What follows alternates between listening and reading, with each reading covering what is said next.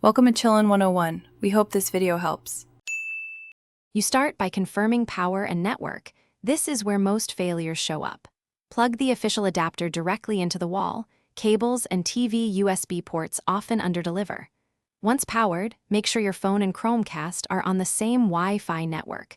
Note differences between two. 4 GHz versus 5 GHz can affect discovery. Open Google Home and look for the device as discoverable. If it's not listed, reboot your router and wait 30 to 60 seconds before trying again. Once discovery fails, perform systematic resets. Start with a soft reboot. Unplug for 10 to 20 seconds, then reconnect. This clears transient network conflicts.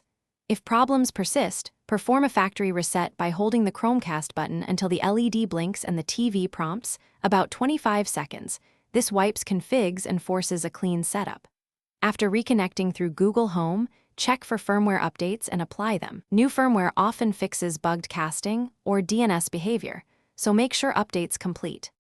To finish, delve into router and environment details that block casting. You should check UPnP and multicast support, disable AP isolation, and ensure DHCP assigns addresses properly. These settings enable device discovery. If uncertain, isolate variables by testing Chromecast on a guest network or your phone's hotspot. This tells you whether the ISP or router is at fault. Finally, swap HDMI ports or test another TV to rule out hardware. If casting still fails,